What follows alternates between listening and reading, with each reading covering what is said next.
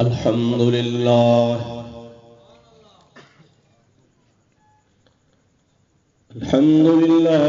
نحمده ونستعينه ونستغفره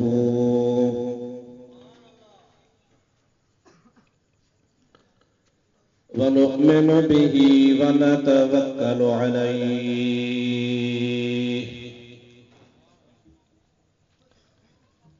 ونعوذ بالله من شرور أنفسنا ومن سيئات أعمالنا من يهده الله فلا مضل له ومن يضلله فلا هادي له ونشهد أن لا إله إلا الله وحده لا شريك له ونشهد أن سيدنا ومولانا محمدا عبده ورسوله صلى الله تعالى عليه وعلى آله وأصحابه وأزواجه وأهل بيته وذرياته وأحبائه وعلماء أمته وصلحاء ملته أجمعين.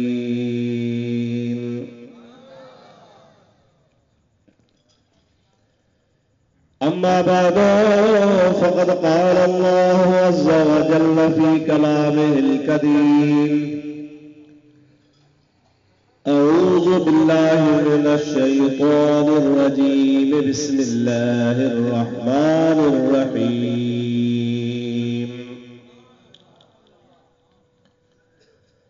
هو الذي أرسل رسوله بالهدى ودين الحق ليظهره على الدين كله وكفى بالله شهيدا.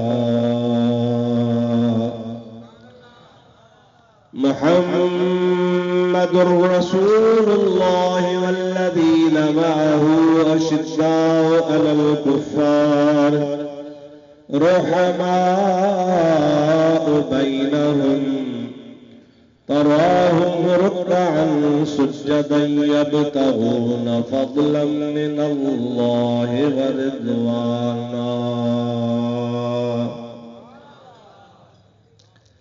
صدق الله مولانا العظيم وبلغنا رسوله النبي الكريم ونحن على ذلك من الشاهدين والشاكرين والحمد لله رب العالمين.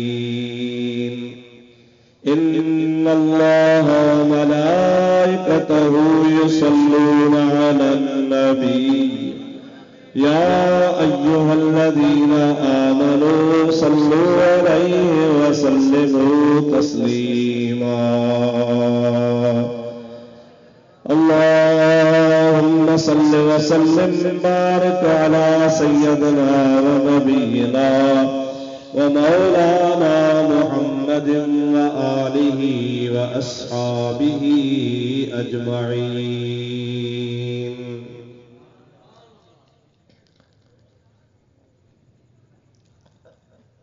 معزز علماء کرام،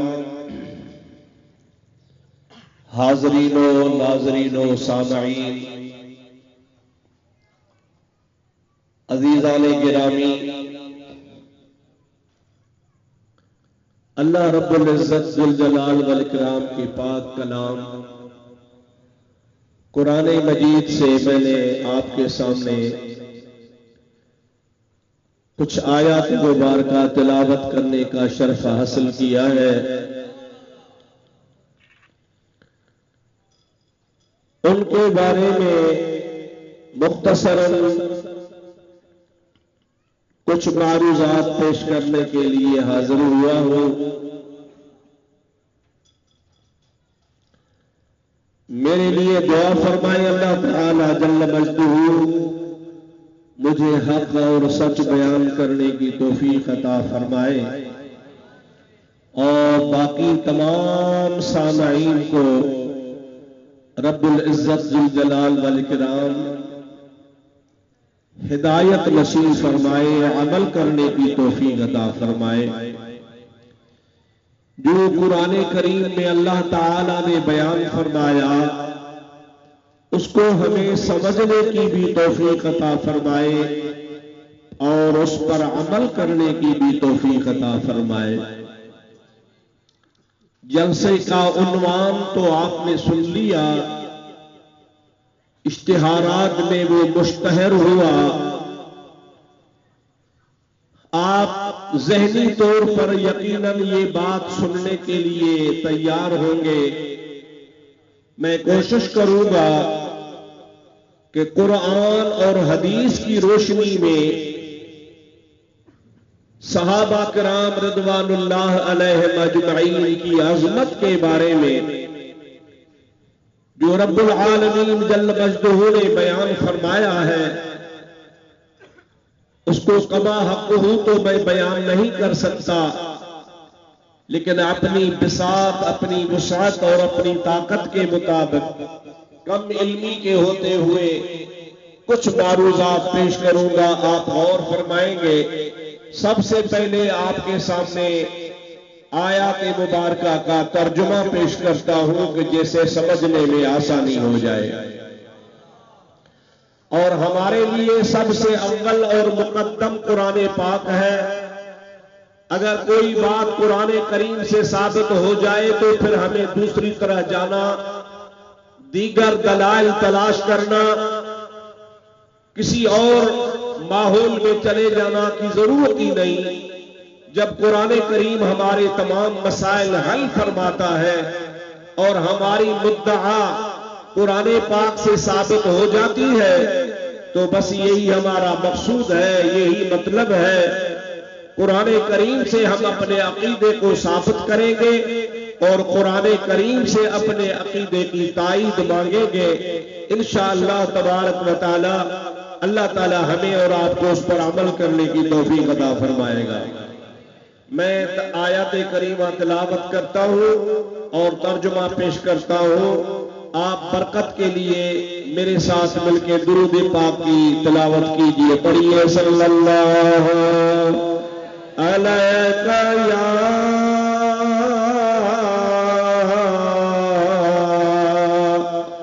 یا رسول اللہ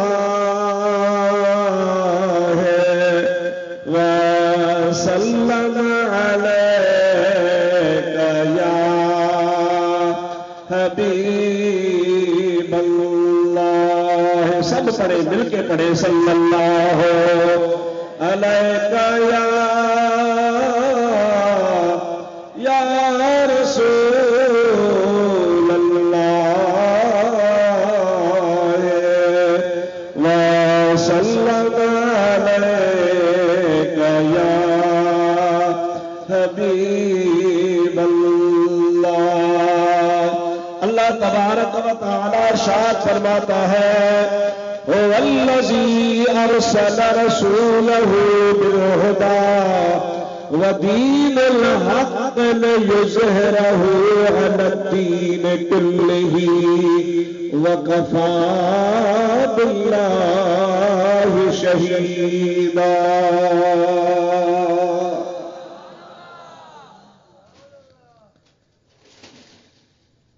هو الذي أرسل رسولہ بالہدی۔ اللہ تعالیٰ فرماتا ہے هو الذی، وہ ذات، ارسل رسولہ، جس نے اپنے رسول کو بھیجا، بالہدی، ہدایت کے ساتھ،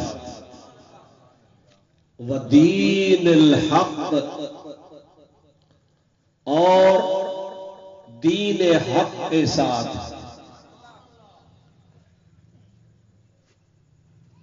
آپ غور فرمائیں گے تو یہاں نہ بھیجنے والے کا نام ہے، نہ جس کو بھیجا جا رہا ہے اس کا نام ہے۔ بھیجنے والے کا بھی اشارہ ہے تو وہ جس نے بھیجا، ارسل رسولہ، کس رسول کو بھیجا اس کا بھی نام نہیں، اس کی طرف بھی اشارہ ہے۔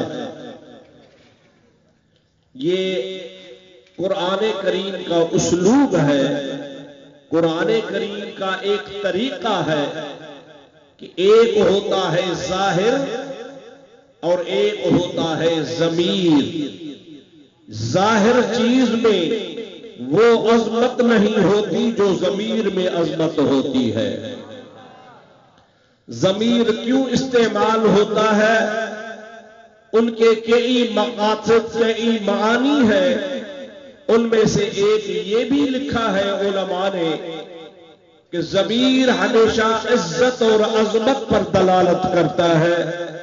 اس میں چونکہ مخفی بات ہوتی ہے اور سننے والا منتظر رہتا ہے کہ جس کی طرف اشارہ کیا گیا ہے وہ کون ہے، منتظر رہتا ہے بندہ۔ انتظار جب ختم ہو جاتی ہے اور اس ضمیر کو جب ظاہر کیا جاتا ہے تو مومن کا ایمان تازہ ہو جاتا ہے۔ اس لیے اس قانون کے تحت اللہ تبارک و تعالی نے ان آیات مبارکات میں ضمیر کا استعمال فرمایا۔ هو الذی ارسل رسولہ بالہدی، یہ بھی ضمیر ہے، ورسولہ یہ بھی ضمیر ہے، اشارہ ہے۔ اب اس کی خود بخود وضاحت آگے کلام پاک کرے گا۔ فی الحال آپ غور فرمائیں اللہ تبارک و تعالیٰ کیا فرماتا ہے۔ ارے بھائی جان پانی کا اللہ علیہ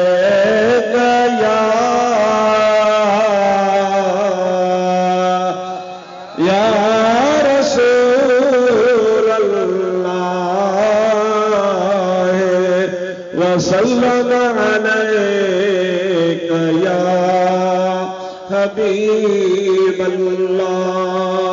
اللہ تعالیٰ ارشاد فرماتا ہے هو الذی ارسل رسولہ، وہ ذات بابرکات جس نے بھیجا اپنے رسول پاک کو، بالہدی ہدایت کے ساتھ، ودین الحق اور حق کے دین کے ساتھ۔ کیوں بھیجا؟ لِیُظْہِرَہُ عَلَى الدِّینِ کُلِّهِ، اس لیے اس پیارے رسول کو بھیجا گیا ہدایت اور حق کے ساتھ، اس لیے بھیجا گیا لِیُظْہِرَہُ عَلَى الدِّینِ کُلِّهِ، جتنے بھی اور دین ہیں ان تمام ادیان پر اس نبی رسول کا دین غالب آ جائے۔ وَكَفَى بِاللَّهِ شَهِيدًا، اس کی ضمانت، اس کی حفاظت، اس کی گواہی کے لیے اللہ تعالی کافی ہے۔ جب وہ رسول اپنے دین کے دلائل بیان کرے گا اور دیگر ادیان پر اپنے دین کو غالب کرنے کی باتیں کرے گا تو اللہ تبارک و تعالیٰ فرماتا ہے اس رسول کی تائید کرنے والا میں ہوں گا، اور میرا رسول صلی اللہ علیہ وسلم دین کی حفاظت کے لیے، دین کی سربلندی کے لیے، دین کو دوسرے دینوں پر غالب کرنے کے لیے مکمل دلائل پیش کرے گا۔ اور اللہ تبارک و تعالیٰ فرماتا ہے میں نے بھیجائی اس لیے ہے دین حق کے ساتھ، ہدایت کے ساتھ، کہ تاکہ مصطفیٰ صلی اللہ علیہ وسلم وہ اللہ کا بھیجا ہوا نبی اپنے دین کو دنیا کے دیگر دینوں پر غالب فرما دے۔ اب یہ تو پہلی آیت مبارکہ ہے جس میں اشارہ ہی اشارہ ہے۔ هو الذی اشارہ ارسل رسولہ اشارہ. پھر آگے جو آیت آ رہی ہے اس میں وضاحت آ رہی ہے. وہ کون ہے جس نے بھیجا اور وہ کون ہے جس کو بھیجا گیا. اللہ تعالیٰ خود ارشاد متصل آیت میں فرماتا ہے محمد رسول اللہ. وہ حضرت محمد ہے جو اللہ کے رسول ہے. بھیجنے والا اللہ ہے اور جس کو بھیجا گیا ہے وہ محمد مصطفیٰ ہے.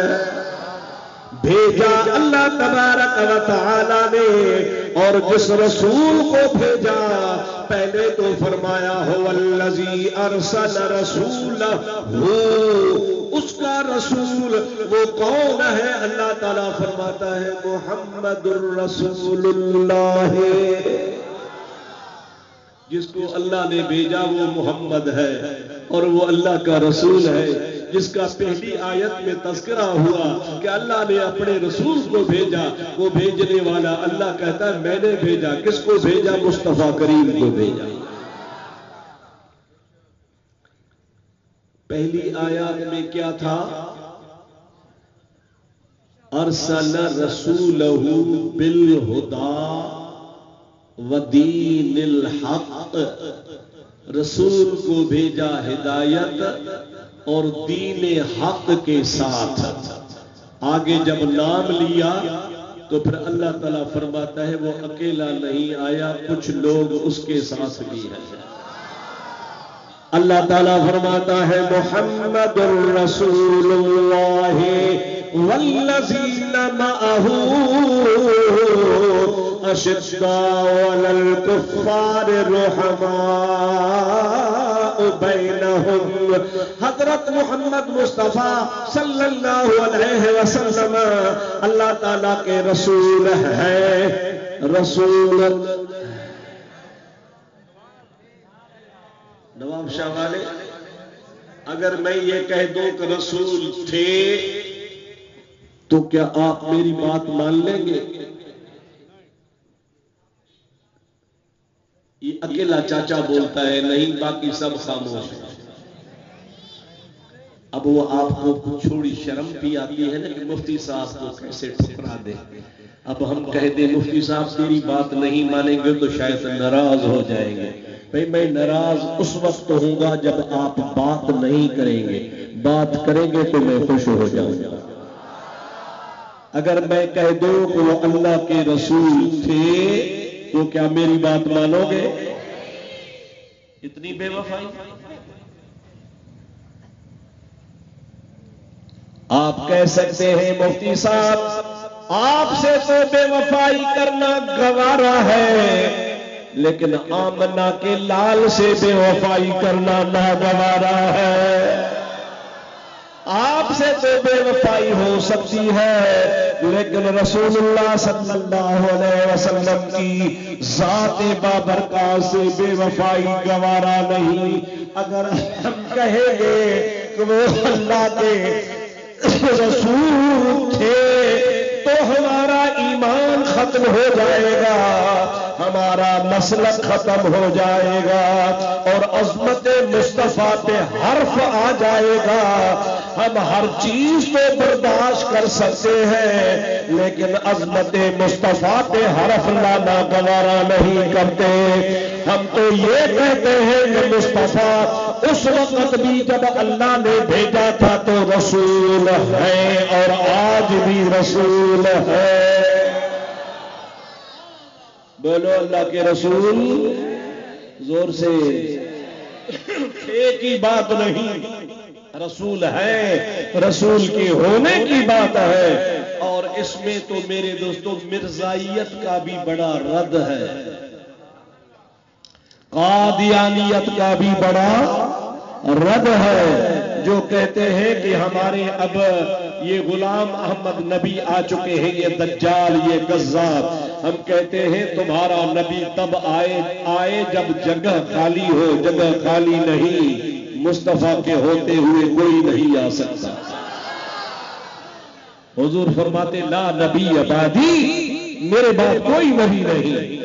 میں آخری نبی ہوں، انا خاتم النبیین، مجھے اللہ تعالیٰ نے سب سے آخری نبی بنا کے بھیجا ہے، اور لا نبی بعدی، میرے بعد کوئی نبی نہیں۔ تو قیامت تک یہ عقیدہ رکھنا پڑے گا کہ مصطفیٰ اللہ کے رسول ہیں۔ زور سے بولیے مصطفیٰ اللہ کے رسول۔ آگے والذین معہ، یہاں بھی آپ کو اپنے ایمان کا اظہار کرنا پڑے گا۔ محمد اللہ کے رسول ہے اور جو ان کے ساتھ اب بھی ہے، والذین معہ، اور وہ لوگ جو مصطفیٰ کے ساتھ، اگر مصطفیٰ اب رسول ہے تو ان کے ساتھ آنے والے وہ بھی اب بھی ہے، اور ایسے ساتھ ہے کہ مکہ میں بھی ساتھ تھے، مدینہ میں بھی ساتھ تھے، غار ہجرت والے میں بھی ساتھ تھے، مکہ سے مدینے تک والے سفر میں بھی ساتھ تھے، تو اب قبر شریف میں بھی ساتھ ہے۔ والذین معہ، وہ جن کو اللہ نے حضور کی معیت نصیب فرمائی، جو رسول اللہ کے ساتھ ہیں۔ اب یہاں بھی کہنا پڑے گا کہ ساتھ تھے نہیں، بولو ساتھ ہیں، بولو ساتھ تھے نہیں، محمد اللہ کے رسول ہیں تو ان کے بھی ساتھ والے ان کے ساتھ ہیں، اور وہ واقعی ساتھ ہیں۔ ایسا ان کو اللہ تعالیٰ نے حضور کا ساتھ نصیب فرمایا کہ زندگی میں تو رسول اللہ کے ساتھ تھے، لیکن عالم برزخ میں جو نبیوں کی زندگی والا عالم ہے اس میں بھی وہ نبیوں کے ساتھ ہے، نبی کریم کے ساتھ ہے۔ اللہ تعالیٰ فرماتا ہے والذین معہ، وہ لوگ جو مصطفیٰ کے ساتھ ہیں، اشداء علی الکفار رحماء بینہم، کفار کے لیے تو بڑے سخت تھے لیکن آپس میں شیر و شکر ہے، آپس میں کھیر کھنڈرانا، پان میں چاہن چاؤ، پان میں کھیر کھنڈرا ہے، کافرن جیلا سخت، یعنی این چوک کافرن جیلا موت آہے، اے پہنجا پان میں کھیر کھنڈرا ہے، پان میں محبت تھر حکمے کا جدانا ہے، جن کے اللہ تعالیٰ فرمائے پان میں تھیل ہوا، پان میں محبت ہوئی، پان میں پیار ہو۔ افسوس جو مقامات جو اجکل جو مسلمان پجور صحابہ کے پان میں ویڑھائیوں ویٹھوا، فلانو فلانے سا کو نہ ٹھو دو، فلانو فلانے سا کو نہ ٹھو دو، فلانو فلانے جو دشمن ہو۔ میں کہتا ہوں یہ ساری باتیں غلط ہیں، یہ کہنے والے غلط کہتے ہیں، دنیا تو کہتی ہے ان کا آپس میں اختلاف تھا، قرآن کہتا ہے اختلاف نہیں تھا۔ کس کی بات مانو گے؟ زور سے۔ کل آپ کو کوئی کہے گا کہ فلاں تاریخ میں یہ لکھا ہے، تبری نے یہ لکھا ہے، سیرت حلبیہ نے لکھا ہے، ابن حشام نے یہ لکھا ہے، فلانے نے یہ لکھا ہے، ہم کہتے ہیں ہاں ٹھیک ہے لکھا ہے، لکھا ہے، لیکن وہ لکھنے والا جبریل تھا، بولو حضرت میکائیل تھا، وہ لکھنے والا کوئی مکرم فرشتہ تھا، وہ ہماری طرح انسان تھا۔ ارے انسان سے تو اختلاف کیا جا سکتا ہے، وہ غلط بھی کہہ سکتا ہے، صحیح بھی کہہ سکتا ہے، لیکن جو کچھ اللہ فرماتا ہے وہ سب صحیح ہوتا ہے۔ ہم قرآن کے مقابلے میں کسی تاریخ کو نہیں مانیں گے، قرآن کے مقابلے میں کسی مؤرخ کو نہیں مانیں گے، قرآن کے مقابلے میں کسی سیرت کو نہیں مانیں گے، کسی کتاب کی اس کے حوالے کو نہیں مانیں گے۔ ہمارے لیے سب کچھ مقدم قرآن مجید ہے۔ قرآن فرماتا ہے مصطفیٰ کے سب صحابی، ایک دو نہیں، خالی چار نہیں، بلکہ سب کے سب صحابی مصطفیٰ فرماتا ہے، قرآن فرماتا ہے سب کے سب صحابی آپس میں شیر و شکر تھے۔ اور رحماء کا لفظ ہے، اور رحماء رحیم کی جمع ہے۔ رحیم کہتے ہیں مہربان کو، رحماء اس کی جمع ہے۔ اللہ تعالیٰ فرماتا ہے مصطفیٰ کے صحابی ایک دوسرے پر مہربان تھے، ایک دوسرے پر۔ والذین معہ، وہ لوگ جو مصطفیٰ کے ساتھ ہیں، اشداء علی الکفار، وہ کافروں پر تو سخت ہے، رحماء بینہم، وہ آپس میں شیر و شکر ہے۔ آگے تراہم رکعا سجدا یبتغون فضلا من اللہ ورضوانا۔ او دیکھنے والا، تو جب بھی مصطفیٰ کے صحابہ کو دیکھے گا تو وہ تجھے یا تو رکوع میں نظر آئیں گے یا سجدے میں نظر آئیں گے۔ سبحان اللہ، کسی حالت میں ہوں گے، یا رکوع میں ہوں گے یا سجدے میں ہوں گے۔ بھائی دکھاوے کے لیے نہیں، اللہ تعالیٰ فرماتے ہیں یبتغون فضلا من اللہ ورضوانا، ان کا رکوع کرنا، ان کا سجدہ کرنا اللہ کی رضا کے لیے ہوگا۔ وہ اللہ تبارک و تعالیٰ کی رضا کو طلب کرتے ہوں گے، اللہ تعالیٰ کی رضا کو چاہتے ہوں گے، یعنی تو یوں سمجھ لیجئے کہ وہ ہمیشہ ہمیشہ اس تڑپ میں ہوں گے کہ خدا راضی ہو جائے یا خدا کا رسول راضی ہو جائے، اور ان کا کوئی مطمع نظر نہ ہوگا، ان کا اور کوئی کام نہیں ہوگا۔ ہر جو بھی نیکی کا کام کریں گے، میں نماز دوسروں کو دکھاوے کے لیے لمبی بھی پڑھ سکتا ہوں، میں کپڑے شپڑے اوڑھ کر کے اپنے کو بزرگ بنا کے بھی لوگوں کو دکھا سکتا ہوں کہ لوگ کہیں یہ بڑا نیک آدمی ہے، لیکن اللہ تبارک و تعالیٰ مصطفیٰ کے صحابہ کرام کی تائید فرماتا ہے ان میں دکھاوے کی بات ہے ہی نہیں، ان کا ہر کام خدا کی رضا کے لیے۔ نواب شاہ کے مسلمانوں مجھے بتاؤ ذرا، اپنے ایمان سے بتاؤ، کیا اللہ تعالیٰ ان صحابہ سے ڈرتا ہے؟ تقیہ کرتا ہے؟ یہ لوگ تو کہتے ہیں نا علی المرتضیٰ ابو بکر کے پیچھے نماز پڑھتا تھا لیکن وہ تقیہ کرتا تھا۔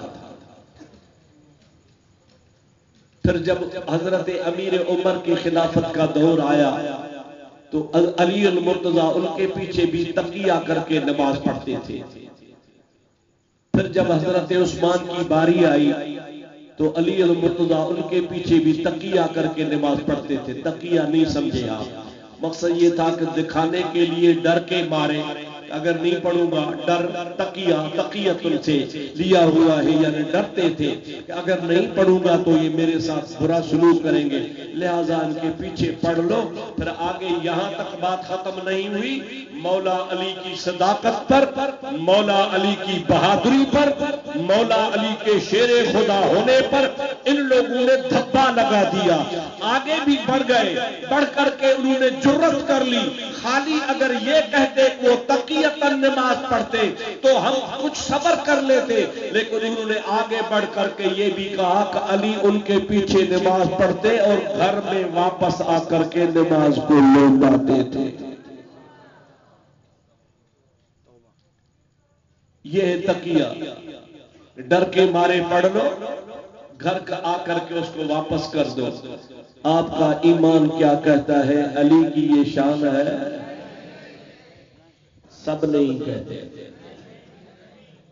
سب کے ہاتھ اونچے میں دیکھنا چاہتا ہوں. علی کی یہ شان نہیں. بولو علی کی شان کیا شان ہے علی کی؟ شاہ مرداں شیر یزداں قوت پروردگار. پڑھیے شاہ مرداں شیر یزداں قوت پروردگار. لا فتح الا علی لا سیف الا ذوالفقار. اللہ اکبر. بولو ہمارے علی تو شیر ہے. شیر خالی نہیں، ایک ہوتا ہے شیر جنگل کا. کس کا؟ بولو جنگل کا. اور یہ ہے شیر یزداں، خدا کا شیر. یزداں یہ فارسی کا لفظ ہے. ہم کہتے ہیں اللہ، یہ فارسی والے کہتے ہیں یزدان. تو یزدان کا معنی ہے خدا، اللہ. یعنی وہ کہتے ہیں شاہ مرداں شیر یزداں، وہ خدا کا شیر ہے. اور شاہ مرداں شیر یزداں. علی المرتضیٰ کو شیر یزداں کہا گیا ہے. اب جو شیر یزداں ہوگا وہ ابو بکر سے، عمر سے، عثمان سے نہیں ڈرے گا. اگر وہ ان کے پیچھے نماز پڑھے گا تو ان کو حق سمجھ کر کے پڑھے گا.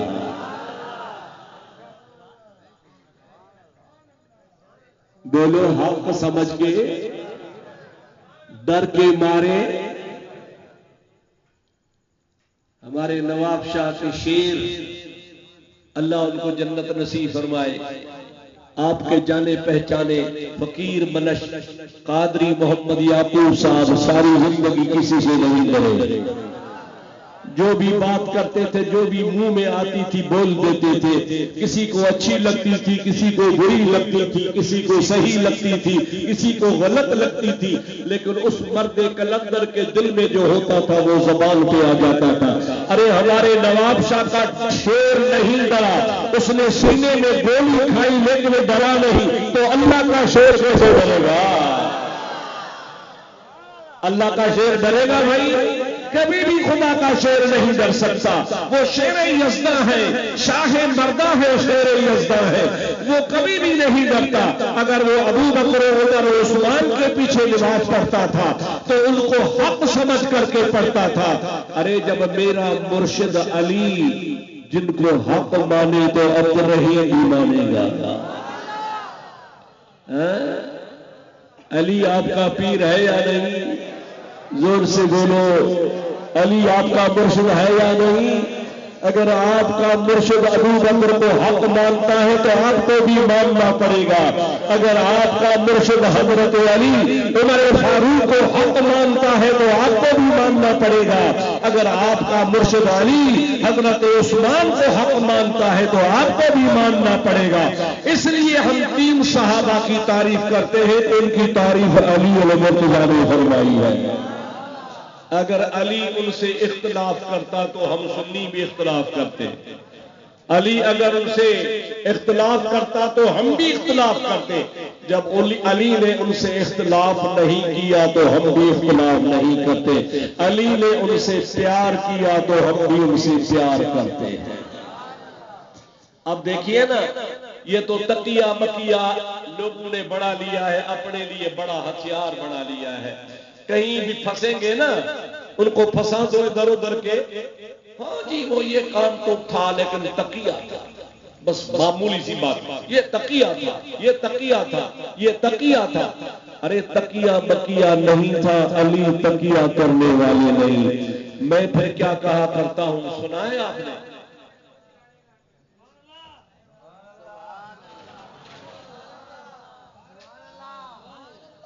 میں کہا کرتا ہوں، میں نے یہاں نواب شاہ میں بھی کئی بار کہا ہے، آج بھی کہہ دیتا ہوں بھائی. ارے ان کو تو بس کرا ہوگا. رضی اللہ تعالی عنہ کس کے بیٹے ہیں؟ میں نے جیسے آپ سے کوئی پی ایچ ڈی کا سوال کر دیا، کوئی بھولتا ہی نہیں، کوئی بڑا سوال تو نہیں کیا، معمولی بچوں والا بچگانہ سوال ہے، حسین کس کے بیٹے ہیں؟ بولو، حضرت علی کرم اللہ وجہہ، ٹھیک ہے نا جی؟ علی کا گھر بھی وہ گھر ہے کہ جس گھر کا ہر ایک بچہ، سبحان اللہ، علی کا گھر بھی وہ گھر ہے کہ جس گھر کا ہر ایک بچہ جسے دیکھو وہی شیر خدا معلوم ہوتا ہے۔ ہاتھ کھڑا کر کے سبحان اللہ بولو، جسے دیکھو وہی شیر خدا معلوم ہوتا ہے۔ وہ پنجابی میں کہتے ہیں شیراں دے پتر بھی شیر، کیا بولتے ہیں بھائی؟ شیراں دے پتر بھی، اگر علی شیر ہے تو علی کا بیٹا حسین بھی شیر ہے۔ اور وہ حسین کربلا میں یزید کے ساتھ لڑ پڑا، سامنے 30,000 کی فوج تھی اور آپ کے ساتھ 72 بندے تھے، لیکن حسین نے پرواہ نہیں کی، 72 بندے قربان کر دیے، نبی کا جھنڈا گرنے نہیں دیا، اپنی جان کا نذرانہ تھا وہ بھی دے دیا اور یزید کے ساتھ لڑ پڑے، سلو نہیں کی۔ یہ کیا دلیل ہے کہ یزید ناحق پر تھا؟ بولو یزید، تب حسین لڑا، یزید تب حسین لڑا۔ اگر بیٹا حسین ناحق والے کے ساتھ لڑتا ہے تو علی بھی ناحق والوں کے ساتھ لڑتا، لیکن علی ابو بکر سے لڑتا نہیں، عمر سے لڑتا نہیں، عثمان سے لڑتا نہیں، ان کو اپنا امیر المومنین مانتے ہوئے ان کے پیچھے نماز پڑھتا ہے۔ اس سے معلوم ہوا کہ وہ تینوں حق پر تھے۔ یزید ناحق پر تھا اس لیے حسین لڑا، اور علی نہیں لڑا اس لیے وہ تینوں حق پر تھے۔ اگر وہ ناحق پر ہوتے تو جیسے حسین ناحق والے سے لڑا تھا تو علی بھی ناحق والے سے لڑتا، لیکن علی نہیں لڑا اور ان تینوں کے ساتھ صلح میں رہا اور تینوں کو امیر المومنین مانتے ہوئے تینوں کے پیچھے نماز پڑھتا رہا اور نمازیں اپنی ادا کرتا رہا۔ یہ دلیل ہے کہ وہ تینوں صحابہ حق پر تھے کہ علی ان کے ساتھ تھا۔ یہ شیعہ لوگ اکثر ایک حدیث پیش کرتے ہیں اور ہمیں چیلنج کرتے ہیں، ہمیں کہتے ہیں سنیوں تمہاری کتاب میں لکھا ہے، ترمذی میں لکھا ہے، تمہاری کتاب طبرانی شریف میں لکھا ہے، سنیوں تمہاری کتاب فردوس دہلوی میں لکھا ہے، سنیوں تمہاری کتاب بہقی میں لکھا ہے، تمہاری کتابوں میں ہے۔ کیا لکھا ہے ہماری کتابوں میں؟ ہماری کتابوں تو بہت کچھ لکھا کہ بولا تمہاری کتابوں میں لکھا ہے العلی مع الحق والحق مع العلی، علی ہمیشہ حق کا ساتھ دیتا ہے اور حق ہمیشہ علی کے پاس ہوتا ہے۔ کہتے ہیں تمہاری کتاب میں لکھا ہے دیکھو علی کی شان۔ میں کہتا ہوں یہ حدیث تو تمہاری جڑ کاٹتی ہے، ہمارے مذہب کو بڑھاتی ہے۔ اس سے تمہیں کیا فائدہ ملا؟ اگر یہ تم بھی حدیث مانتے ہو تو ہمارے سر آنکھوں پر العلی مع الحق، علی علی ہمیشہ حق کا ساتھ دیتا ہے. واقعی علی نے ابو بکر کا ساتھ دیا، عمر کا ساتھ دیا، عثمان کا ساتھ دیا. والحق مع العلی، اور حق بھی ہمیشہ علی کے ساتھ ہوتا ہے. ہم مانتے ہیں ابو بکر بھی علی کے ساتھ تھا، عمر بھی علی کے ساتھ تھا، عثمان بھی علی کے ساتھ تھا. یہ حدیث تو سنیوں کے کام کی ہے. اپنی جان چھڑانے کے لیے تو کہہ دے گا کہ علی المرتضیٰ تقیہ کرتا تھا، لیکن میں اپنے مضمون پہ واپس آ جاؤں کہ آپ خدا بھی تقیہ کرتا ہے. بولو بھائی جان، اللہ تقیہ کرتا ہے. جو ان کی صحابہ کی تعریف کرتا ہے والذین معه اشداء علی الکفار رحماء بینہم تراہم رکعا سجدا یبتغون فضلا من اللہ ورضوانا.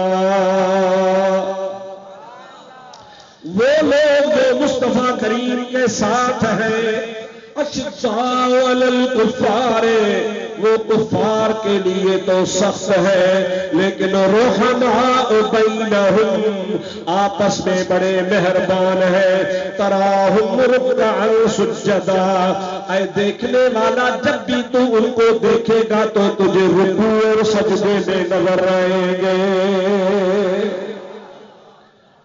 یہ شان ہے جو اللہ تعالیٰ نے قرآن پاک میں محبوب کریم صلی اللہ علیہ وسلم کے صحابہ کی بیان فرمائی ہے. آپ اور ہمارا عقیدہ یہ ہونا چاہیے، زور سے کہنا، بلند آواز سے کہنا، مل کے کہنا کہ سب صحابہ حق پر ہے. زور سے بولو، سب صحابہ. لیکن گر قرآن پاک کہتا ہے نا کہ لا نفرق بین احد من رسلہ، قرآن کہتا ہے کہ رسول جتنے بھی اللہ کے ہیں ان کی رسالت میں کوئی فرق نہیں. اللہ کے رسول ہیں، بولو اللہ کے. لا نفرق بین احد من رسلہ، جو اللہ کے رسول ہیں ان کی رسالت میں ہم کوئی فرق نہیں کرتے، سب رسول ہیں. لیکن آگے اللہ تعالیٰ فرماتا ہے تلک الرسل فضلنا بعضهم علی بعض. رسالت میں تو کوئی فرق نہیں، لیکن اللہ تعالیٰ فرماتا ہے ان رسول میں کچھ ایسے بھی رسول ہیں جو ایک دوسرے سے مرتبے میں بڑھے ہوئے ہیں. ویسے تو رسول سب ہیں، رسالت میں سب برابر ہیں، لیکن درجات میں فرق ہے. اتنا فرق ہے کہ آپ کو کہنا پڑتا ہے سب سے اعلیٰ ہمارا نبی، سب سے اعلیٰ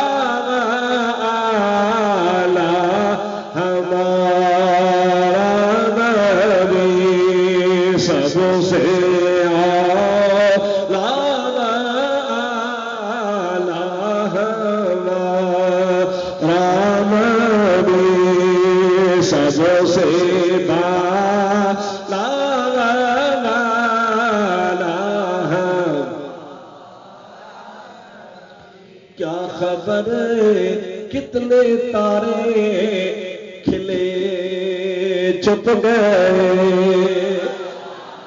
سبحان اللہ. کیا خبر کتنے تارے کھلے. نواب شاہ میں گرمی ہے، آئندہ اگر پروگرام رکھنا پڑے گا نا اس موسم میں تو تھوڑا سا خرچہ کر لینا، چندہ میں بھی دے دوں گا، کرسیاں لگا دیا،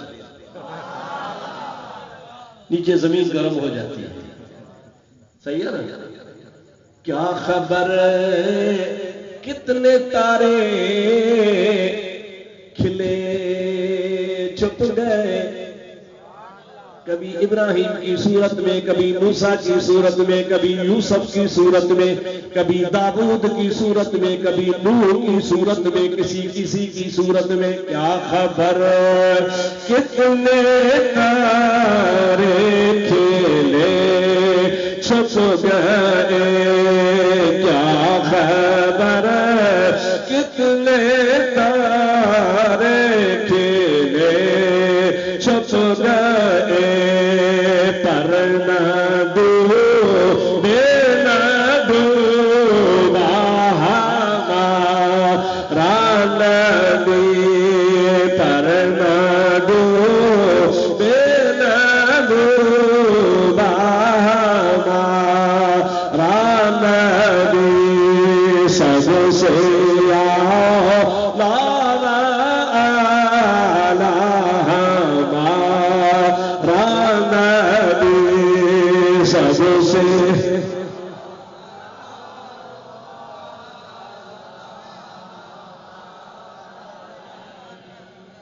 جس کا دعویٰ ہے کہ ہمارا نبی ہے، جس کا دعویٰ ہے کہ ہمارا نبی ہے، وہ سب اپنا منہ کھول کے بولو سب سے لا لا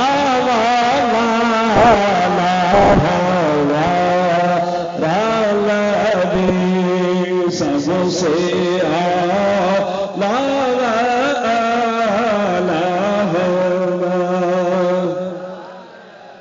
جس کی دو بوند ہے کوثر و سلسبیل. قربان جاؤں اعلیٰ حضرت کی عظمت پر. جس کی دو بوند ہے کوثر، وہ کیا ہے؟ کوثر کیا ہے؟ سلسبیل کیا ہے؟ آپ نے سن تو لیا اور جھوم بھی پڑے، لیکن مانا سنو. علماء تو جانتے، آپ بھی جان لو. کوثر سلسبیل یہ جنت کی دو نہریں ہیں. جنت کی فرماتے جن کی دو بوند، خالی مصطفیٰ کے ہاتھ کی دو بوند جو ہے نا، وہ کوثر بھی ہے تو سلسبیل بھی ہے. جس کی دو بوند ہے کوثر سلسبیل، جس کی دو بوند ہے کوثر سلسبیل، ہے وہ رحمت کا دریا ہمارا نبی، ہے وہ رحمت کا دریا ہمارا نبی. سب سے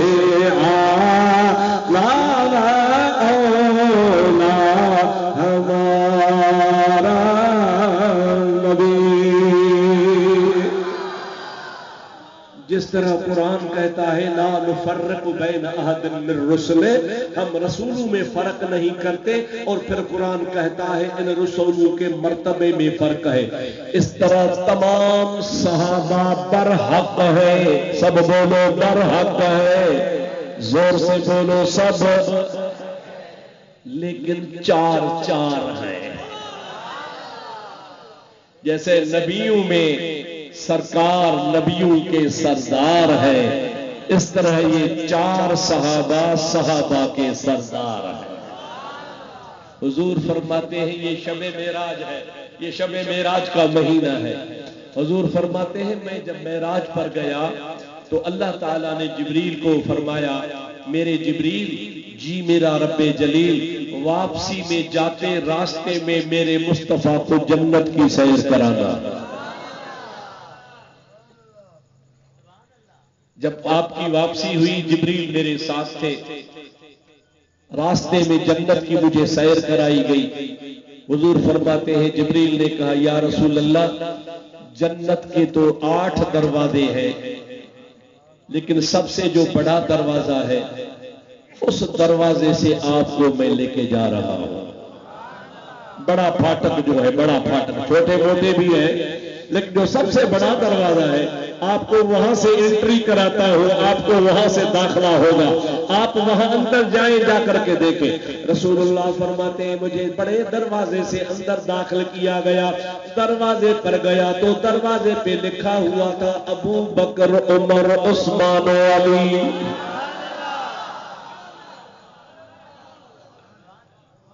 سبحان اللہ کہہ دو۔ فرماتے ہیں مجھے جب جنت کے دروازے سے داخل کیا گیا اور اس دروازے سے مجھے داخل کیا گیا جس دروازے پر چاروں خلفاء کے نام لکھے تھے، میں نے جبریل کو کہا جبریل یہ کیسے؟ حضرت جبریل نے عرض کی یا رسول اللہ صلی اللہ علیہ وسلم آپ کے سب صحابی جنتی ہیں، لیکن یہ چاروں صحابی سب صحابہ کے سردار ہیں۔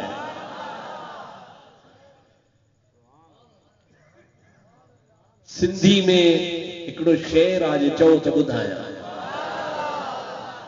سندھی سمجھو سمجھ تھا بڑی مکھے زوری کھڑی پچھ بدھی کھڑی ماری کو تو اردو میں بات کرو، سمجھتے سبھی ہو۔ دکان چلاتے ہو، کبھی آپ سے کسی نے پٹاٹا مانگا تو آپ نے کبھی دال دے دی؟ آپ سے کبھی کسی نے چاول مانگے تو آپ نے کبھی چینی دے دی؟ کاروبار میں تو سبھی سمجھتے ہو، لیکن تقریر اردو کے سوا نہیں سمجھتے۔ عجیب بات ہے۔ پڑھیے صلی اللہ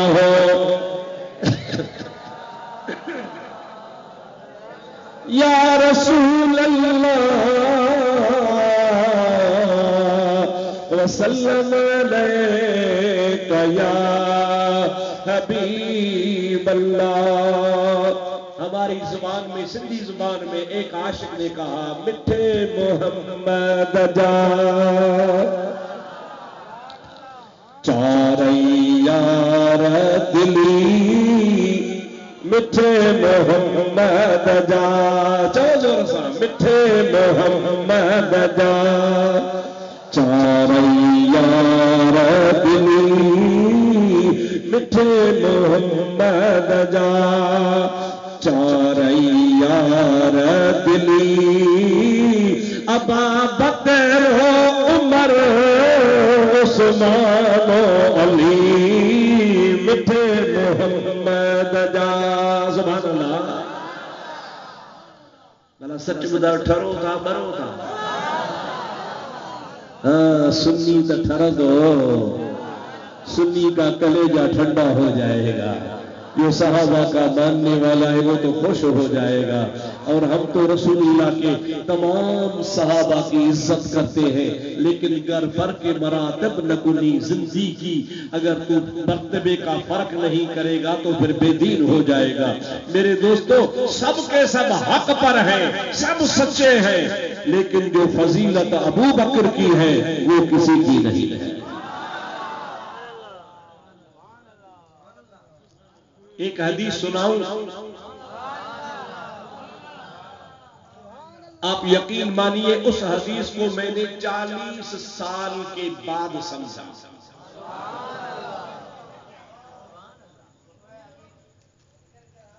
بھئی مجھے بس کرا دو یا ان کو بس کرا دو چاہیے۔ یہ بھی استاد کے پاس ایک حدیث پڑھی جس میں رسول اللہ صلی اللہ علیہ وسلم نے فرمایا لو وزن ایمان ابی بکر بایمان امتی لرجہ، اگر ابو بکر صدیق کے ایمان کو ترازو کے ایک پلڑے میں ڈال دو اور قیامت تک سب مسلمانوں کے ایمان کو ترازو کے دوسرے پلڑے میں ڈال دو اور وزن کرو تو ابو بکر کا ایمان سب سے بھاری ہو جائے گا۔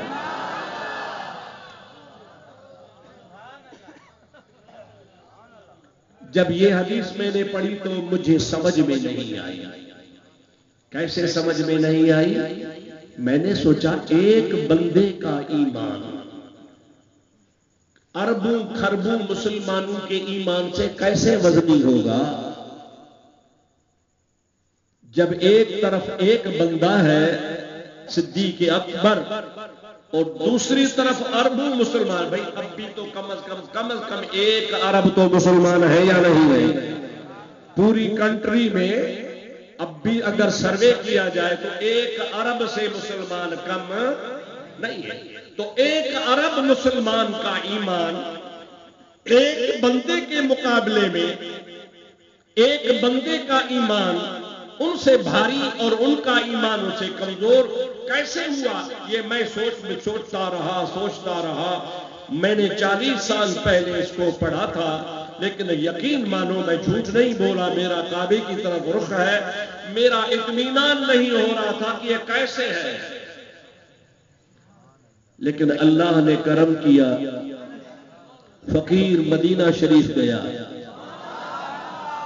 اور وہاں مدینہ شریف سے میں نے ایک حدیث کی کتاب کی شرح خرید لی جو مدینہ کی بازار میں مل رہی تھی، وہ میری لائبریری میں موجود ہے. میں اٹھا کے لے آیا اور آ کر کے شافر چاکر میں اس کو کھولا تو کھولتے ہی اسی حدیث کی شرح مل گئی اور میں خوش ہو گیا. میرے سوال کا جواب مل گیا. اب آپ کو بھی سناتا ہوں، پڑھیے صلی اللہ علیہ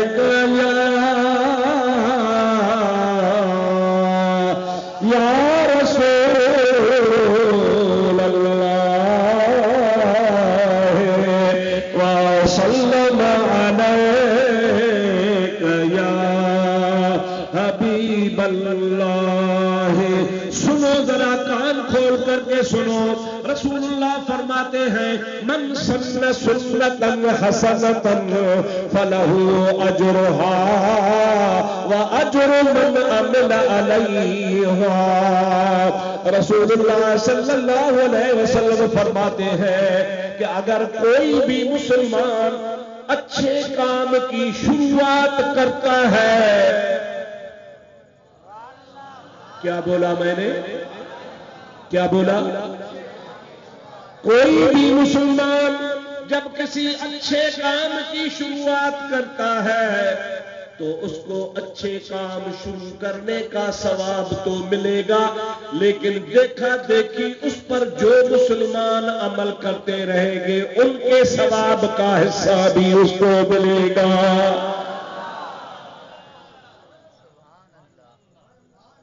سمجھ میں آئی یا نہیں آئی؟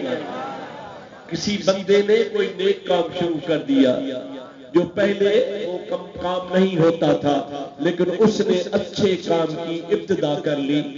کام تھا اچھا تو اس کو ثواب ملے گا.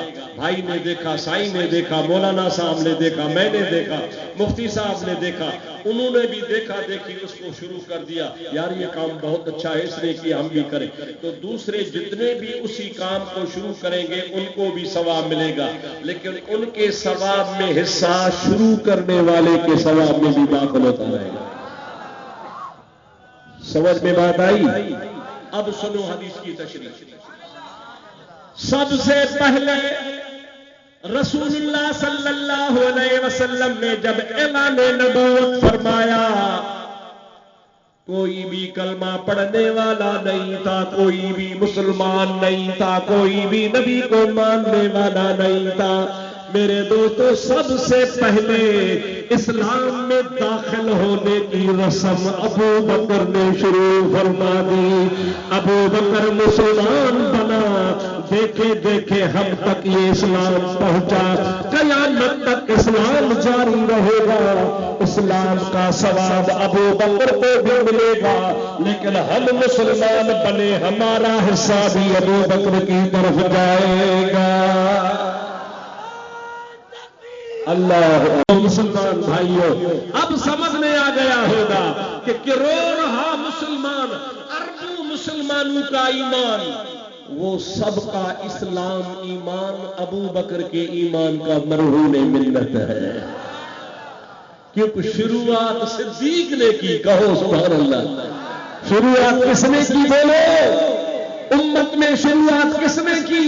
صدیق اکبر نے کی. جب پہلا مسلمان وہ بنا تو اس کو دیکھا دیکھی اور بھی مسلمان بنتے گئے اور بن رہے ہیں، بنتے رہیں گے. اربوں مسلمان ہو گئے. ابو بکر کو اپنے ایمان کا بھی ثواب ملے گا، ہمارے ایمان کا بھی ثواب ملے گا. اب آپ سے پوچھتا ہوں، کیا ابو بکر کا ایمان سب سے وزنی ہے یا نہیں؟ وزنی ہے یا نہیں؟ اب بات سمجھ میں آئی یا نہیں آئی؟ میرے دوستو یقیناً آپ کے دل میں بات لگی ہوگی، سمجھ میں آ گئی ہوگی کہ حضور نے سچ فرمایا۔ حضور فرماتے ہیں اگر میرے ابو بکر کے ایمان کا وزن کیا جائے، ابو بکر کے ایمان کو تولا جائے تو ساری امت کا ایمان تو حضرت ابو بکر کے ایمان کے مقابلے میں ہلکا ہو جائے گا، ابو بکر کا ایمان بھاری ہو جائے گا۔ کیا شان ہے صدیق تیری، قربان جاؤ صدیق تیری صداقت پر۔ کسی نے حضرت علی سے پوچھا تھا، علی ہم نے تو سنا ہے تو پہلے ایمان لایا تھا، تو کیا جانتا ہے پہلے حضور پر ایمان لانے والے کون ہیں؟ علی المرتضیٰ ہنس پڑے، فرمانے لگے تمہیں غلط اطلاع ملی ہے کہ علی پہلے ایمان لائے تھے۔ حضرت علی فرماتے خدا کی قسم میں تو ابھی پیدا ہی نہیں ہوا تھا، ابو بکر پہلے ایمان لا چکے تھے۔ میری پیدائش ہی دیر سے ہوئی، میں دنیا میں دیر سے آیا، اپنی والدہ کے شکم انور سے بعد میں آیا۔ ابو بکر صدیق تو مصطفیٰ پر میری پیدائش سے بھی پہلے ایمان لا چکے تھے۔ ارے ایمان کا تقاضا یہ ہے، جو حیدری کہلاتے ہیں، کہتے ہیں ہم حیدری ہیں، ان حیدریوں کو چاہیے کہ اپنے مرشد کا فیصلہ قبول کریں، لیکن وہ حیدری نہیں ہے، وہ جھوٹے ہیں، حیدری تو ہم ہیں۔ اگر دیکھا جائے تو سچا حیدری سنی ہے، حیدر کو ماننے والا سنی ہے، وہ سنی جو حضرت علی المرتضیٰ کے فیصلے کا احترام کرتا ہے۔ اور حضرت علی المرتضیٰ سے یہ بھی پوچھا گیا، کس نے پوچھا؟ بیٹے نے۔ سبحان اللہ کی آواز آنی چاہیے۔ پوچھنے والا ابو ہریرہ نہیں، پوچھنے والا عمر نہیں، پوچھنے والا علی سے عثمان نہیں، کسی دوسرے کے سامنے تو اس کے مزاج کا جواب دیا جاتا ہے، لیکن بیٹے کے سامنے جو بات کی جاتی ہے وہ حقیقت ہوتی ہے۔ اگر عمر پوچھتا تو عمر سے ڈر کے مارے کچھ کہہ دیتے، عثمان کہتا پوچھتا تو عثمان سے ڈر کے مارے حضرت علی کچھ کہہ دیتے۔ اگر کوئی صحابی دوسرا پوچھتا تو حضرت علی شاید اس کے خیال سے پتہ نہیں یہ کیا میرے سے انٹرویو لے رہا ہے، اس کی مزاج کا جواب دیتے، لیکن کوئی سوال نہیں کرتا، بیٹا سوال کرتا ہے۔ اور بیٹے کا نام ہے حضرت محمد۔ کیا نام ہے؟ آپ کہیں گے ہم نے یہ نام سنا ہی نہیں۔ آپ نے کتنے علی کے بیٹوں کا نام سنا ہے؟ 2، حسن حسین، اب تیسرا آج سن لیا۔ آؤ میں سناؤں، علی کے 18 بیٹے تھے۔ کتنے؟ 18 بیٹے تھے۔ ان میں سے کچھ نام تو آپ جانتے ہیں، حسن اور حسین، ابھی یہ بھی سن لیا، محمد۔ ایک بیٹا وہ بھی سن لو، اس کا نام ابو بکر تھا، جو کربلا میں حسین کے ساتھ شہید ہوا۔ دوسرا بیٹا علی کا نام عمر تھا، جو حسین کے ساتھ کربلا میں شہید ہوا۔ تیسرا بیٹا اس کا نام عثمان تھا، وہ حسین کے ساتھ کربلا میں بھائی کے ساتھ شہید ہوا۔ ان کے کسی بڑے مولوی سے، ان کے کسی بڑے ذاکر سے پوچھو کہ کربلا میں جو حسین کے ساتھی شہید ہوئے ان کے نام تو بتاؤ۔ میں ادھر گیا تھا چمبڑ کی طرف، وہاں میں نے کسی ذاکر سے پوچھا، ذاکر صاحب بتاؤ کربلا میں حسین کے ساتھ کتنے کتنے بندے شہید ہوئے، ان کے نام تو بتاؤ، لسٹ تو دے دو۔ وہ کہنے لگا کیا مولانا تم FIR کٹاؤ گے کیا؟ ان کے خلاف تمہیں FIR کٹاؤ گے کیا؟ معاملہ ختم ہو گیا۔ میں نے کہا ہاں اس لیے نہیں بتاتا کہ اگر تو بتائے گا تو تجھے پتہ لگے گا کہ علی نے صحابہ کے نام بیٹوں پر رکھے تھے۔ تم میں ہے کوئی نواب شاہ کا جو اپنے بیٹے کا نام یزید رکھ لے؟ بولو بھائی یزید کا نام رکھو گے؟ بھلا چلو مروان کا نام رکھو گے، ارے تم یزید کو مروان کو پسند نہیں کرتے، ان کا نام اپنے بیٹوں پہ نہیں رکھتے، تو علی کیسے میرے دوستو اپنے بیٹوں کا نام ابو بکر عمر عثمان رکھ رہا ہے؟ تو یہ ثبوت ہے، دلیل ہے کہ علی المرتضیٰ کو ان سے پیار تھا۔ تب تو بیٹوں کے نام رکھے تھے حسن، حسین اور میرے دوستو محمد، اس کے علاوہ 3 نام یہ بھی تھے ابو بکر عمر عثمان، باقی اور تھے۔ کل علی المرتضیٰ کے 18 بیٹے تھے، 2 حضرت فاطمہ الزہرا سے تھے، باقی دوسری گھر والیوں سے تھے۔ تو ان گھر والیوں میں سے ایک گھر والی تھی جس کا نام تھا حضرت حنیفہ، ان کا بیٹا تھا محمد جو مشہور ہے محمد بن حنیفہ کے نام سے۔ انہوں نے ایک دفعہ اپنے باپ سے پوچھا، ابا جان مجھے بتاؤ رسول اللہ صلی اللہ علیہ وسلم کی امت میں تمام صحابہ میں نبیوں کے علاوہ، نبیوں کو چھوڑ کر حضور کی جتنی بھی امت ہے ان تمام امت میں افضل کون ہے؟ بخاری شریف کے اندر لکھا ہوا ہے، علی المرتضیٰ کرم اللہ وجہہ الکریم اپنے بیٹے محمد کو فرمانے لگے، اے میرے پیارے بیٹے تو نے عجیب سوال کر دیا، اچھا ہوا کہ تو نے مجھ سے سوال کیا، اگر تو بیٹا میرے سے پوچھتا ہے تو میں قسم کھا کے کہتا ہوں خدا کی قسم اللہ کے نبی کے بعد سب سے افضل حضرت ابو بکر صدیق ہے۔ سب کہو سبحان اللہ۔ عزیزان گرامی، اہل بیت والا مذہب تو ہمارا ہے، حیدر والا مسلک تو ہمارا ہے، اگر سنی حیدری ہے تو صحیح بات ہے، اور اہل بیت کو مانتا ہے تو سنی مانتا ہے۔ یہ تو خالی باتیں کرنے والے ہیں، جھوٹ بولنے والے ہیں، غلط دعویٰ کرنے والے ہیں۔ میں تو دعا کروں گا کہ اللہ تعالیٰ آپ کو صحابہ کی اور اہل بیت کی محبت نصیب فرمائے۔ جس طرح خلافت ہے نا، پہلے حضرت ابو بکر، پھر حضرت عمر، اس کے بعد حضرت عثمان غنی، آخر میں علی المرتضیٰ، تو فضیلت کا درجہ بھی اس طرح ہے، پہلے ابو بکر، اس کے بعد عمر، اس کے بعد عثمان، اس کے بعد حضرت علی المرتضیٰ۔ یہ مسلک اہل سنت کا، اولیاء کا۔ بڑی بات یہ ہے کہ پیروں کے پیر عبد القادر جیلانی کا